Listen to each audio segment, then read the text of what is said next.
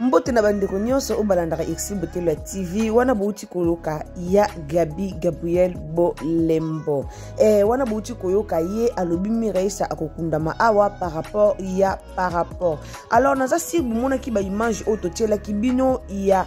esika oyo wapi oya Gabi akendaki liboso na cimetière ya Nsele côté balingaki bakunda Miraisa. Alors ba comédien ebele bazalaki d'accord nangote et puis famille ya Miraisa bazalaki d'accord nangote. Ce qui toyepe côté ya yemoko ya Gabi tango auti kuna aye atali lisusu kotoyo alors bazu compromis bakunda Miraisa kaka na nécropole par rapport ya par rapport. Bouti koyoka yemoko ndenge alobi. Donc moye aloba par rapport ya cimetière ya Nsele ezate yango bomoya lobika do par rapport ya par rapport bakunda batebele awa bakunda badiana awa bakunda dadi kitambala awa donc bakunda vraiment batu ebele awa. Alors yango wana tango bakenda kikuna na cimetière ya Nsele baye batali koto balobi te il faut akunda makaka kotoyo.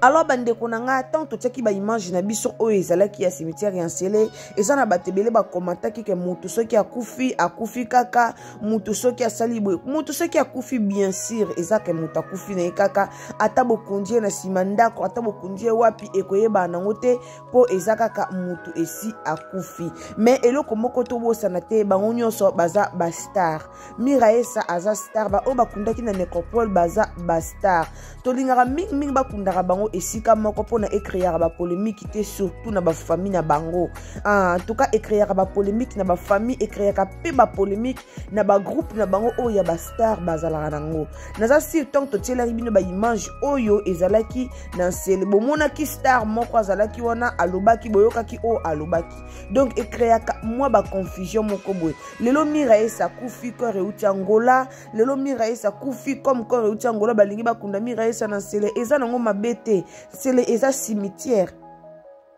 Nsele eza cimetière esika wapi ope bakundaka batu. Mais batu mingi basepelaki nango te parce que batu ebele ba star ebele bazokunda bango na nécropole o ezali bongo propre par rapport ya Nsele. Alors tango bayaka kokunda baninga se retrouvaka bakenda kotala ba cimetière ya baninga nyonso. Yango wana moni ke baninga mususu batombokaki, yango moni epesaki mwa mbutu na part ya ba comédien. En tout cas ba comédien ebele basepelaki nango te. Basepelaki nango te vu que yemoko pe Gabriel akendaki kuna asalaki makambo libulu alobi te comme ba comédien basepeli nango te aya atala na nécropole. Aye atali pe koto amoni changement nde bomoni ya Gabi na biso tumba aye ko changer makanisi na ye bazweli Miraisa libulu sikoyo na nécropole. Bandeko nanga tolingaka polémique te mais toyelaka bino likambuka o eza vérité.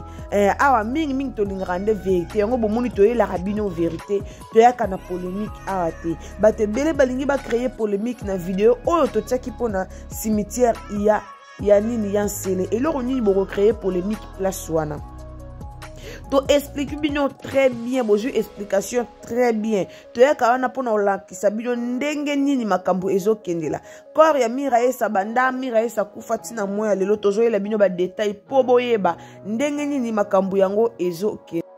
Lelo toza na veille mortuelle ya Miraisa, donc restez branchés sur Exilbotelo TV bozala vraiment wana. Osoki ezambala ya liboso otombe na chaîne na biso, s'abonner, au commenter, au liker, au partager et au sa malamu mingi. Donc lelo ezali veille mortuelle ya corps ya Miraisa ekobima lobi. Donc lelo ba comédien nyonso bakolala bakosangana bakosala ba spectacle car ndenge zalara. Alors abonnez-vous au cliquer cloche ya notification pour que tant tozo kotisa ba image na biso ya veille mortuelle, tant tozo kotisa ba image na biso ya lobi ndenge bakokunda Miraisa, en tout cas o raté yango te. Alors toyela kibino esika oyo ba changer lisusu cimetière awande esika ba comédien ba moni kitoko awande esika ba comédien ba moni vraiment vraiment eza ya propre esika nini bakokunda ndeko na bango bino bato bozoya ko commenter bino bato bozoya ko loba mutesi akufi mutesi akufi mais bobo sana teke bango baza ba star ya mboka na biso donc il faut égalité ezala na mutu nyonso gouvernement epesaka bango mbongo bango mo pe basangisaka bambongo na bango alors il faut égalité ezala na mutu nyonso même si gouvernement apesi mbongo te ba star na biso baza déjà ba star moko ya makasi kotala deja tango ba Gabriel bazawana kotala deja tango ba papa Masumu bazawana kotala deja tango ba ndeko musu bazawana donc ezomona na deja ke moi eloko mo ya malonga ekobima nango ata bomona bango bayaka baleri na TV tozana eloko te bosunga biso tozana eloko te bosunga biso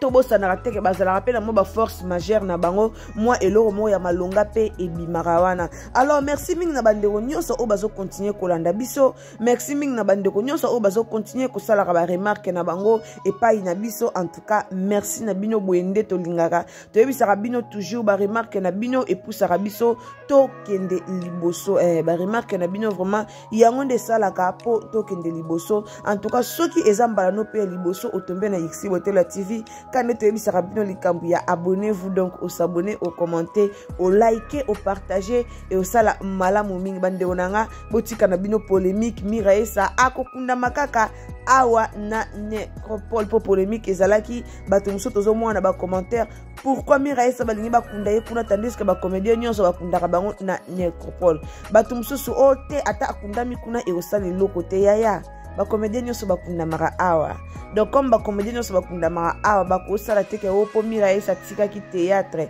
na kini po miraesa kenda ki angola po miraesa sala ki boy donc il faut bakunda ye kaka esika ba comédien nyonso bakunda maka eza nango polémique te eza nango pe eloko grave te eza nango pe problème te yo oyo okoya ko commenter esika nyonso eza cimetière eza mabete yo oyo pe okoya ko tuna biso ebongo bino botindi combien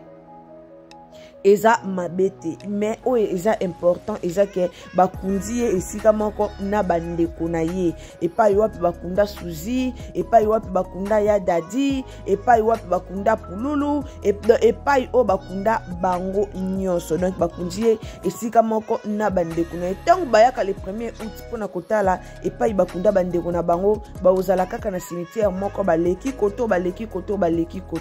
eza teke o toyena no koto après kuna tokokende lobby et omona ekosimba te donc eza bien kokunda ba star na biso nyonso esika moko ndenge bazokunda bango boende eza malamu